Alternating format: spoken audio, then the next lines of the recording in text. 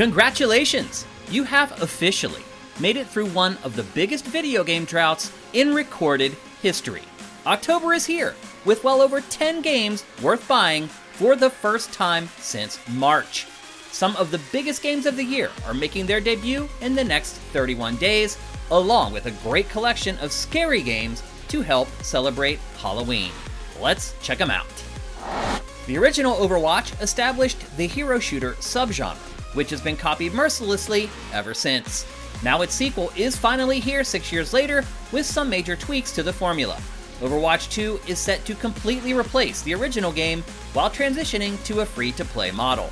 But probably the biggest tweak is moving to a 5 versus 5 team structure from 6v6. With 2 less combatants on the battlefield, things become more thoughtful and less tanky. 3 new heroes are included day 1, along with 8 new maps and 14 old ones. There's plenty of content to hit the ground running, but can the OG hero shooter revive the fading subgenre? It's October, which means it's also Halloween. The perfect month to get your pants scared off by a video game. Enter Scorn. This horror adventure has been promoted as an Xbox Series console exclusive since the machine was announced, and now it's finally here. If you're a fan of H.R. Geiger, this creepy combination of first-person shooting, puzzle solving, and crushing dread will get you in the mood for a truly spooky Halloween. Early indications are that it will get under your skin in more ways than one, so be ready. It's also coming to PC, but most importantly, it will be free to play for Game Pass subscribers. A Plague Tale: Innocence is an underrated gem of a stealth game. It deserves more sales and recognition than it's received, but maybe its sequel, A Plague Tale: Requiem, can finally rectify things. The rats are back, and Requiem gives brother and sister protagonists Hugo and Amicia new options for avoiding the swarms, as well as new ways to fight back, together. Hugo also develops some special powers that allow him to take control of the rat swarm. You're fighting a plague, so it's relevant to us right now, and being a next-gen only release, it's one of the few games that takes advantage of new, more powerful hardware. If you've overlooked the first game, don't make the same mistake twice, especially if you have Game Pass. The Ghostbusters franchise was once left for dead, but it has seen a resurgence over the past half-decade with multiple movies and other pop culture tie-ins. An entirely new generation has been exposed to the IP, so it's no surprise a new video game is here. Making things even more Stay Puft, Ghostbusters Spirits Unleashed has a unique selling point. You can play as a ghost. That's right, it's an asymmetrical multiplayer game like Friday the 13th, where one person plays the bad guy while the rest take on the roles of heroes. You must either terrorize or cleanse a variety of authentic locations from the films. And since it also features cross-platform play, you can safely and easily cross the streams.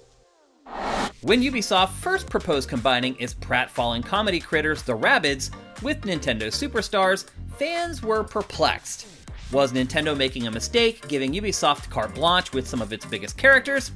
As it turns out, Mario plus Rabbids Kingdom Battle remains one of the highlights of the Switch's early life. Now, we're finally getting a sequel over 5 years later dubbed Mario plus Rabbids Sparks of Hope. While it remains a strategy-driven game, the combat is much more freeform, and its outer space setting is far more compelling. Toss in some unexpected allies, and we have a game that should be filled with sparks of creativity. If you're a fan of Batman video games, it's been one hell of a dry spell. We used to be blessed with new and excellent Batman games every few years, but since the studio that created them, Rocksteady, decided to move on, it's been a 7-year wasteland. All that changes with Gotham Knights. Well, kind of. See, Batman is dead, and all that's left is a collection of his proteges to keep Gotham safe. That's where you and some friends come in.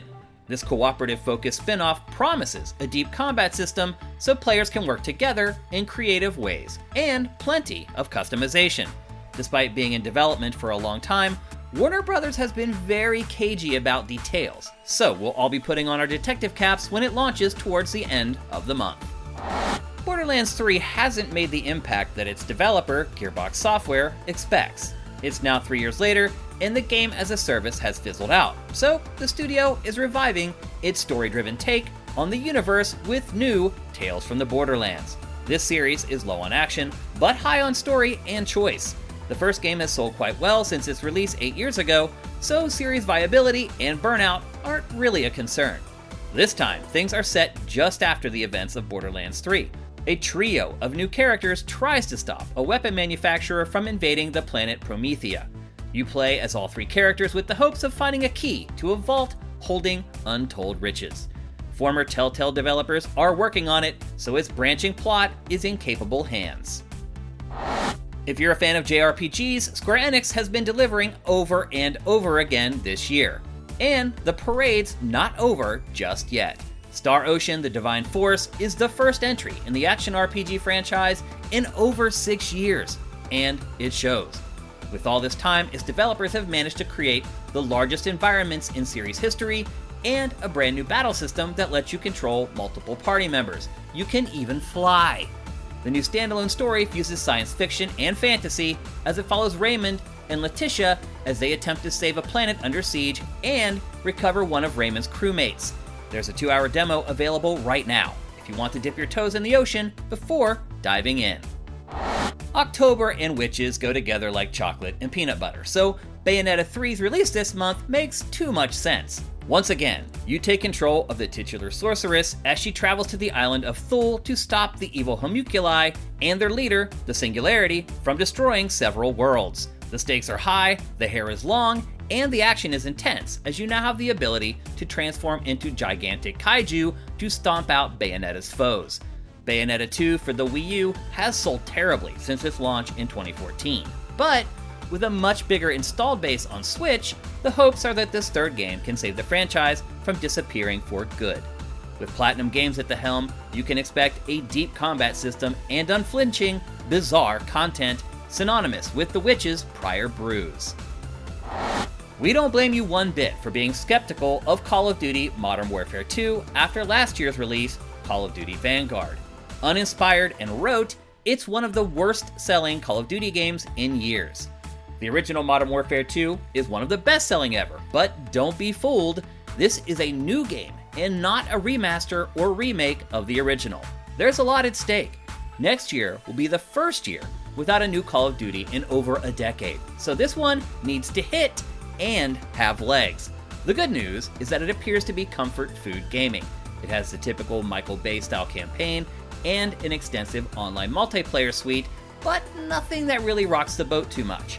It also includes modern weapons and vehicles for those who have tired of World War era games. Plus, the perk and gunsmith systems have been completely reworked. Tack on extensive Warzone integration, and it just might be capable of holding the line for the next 24 months. Thanks for checking out our look at all the games worth buying in October 2022. We've entered the busy season of the gaming calendar, so make sure your browser is tuned to sifted.net to keep track of it all and likely discover your next favorite game. If you like what we're doing, head to patreon.com/sifted and drop us a pledge. We'll see you in November.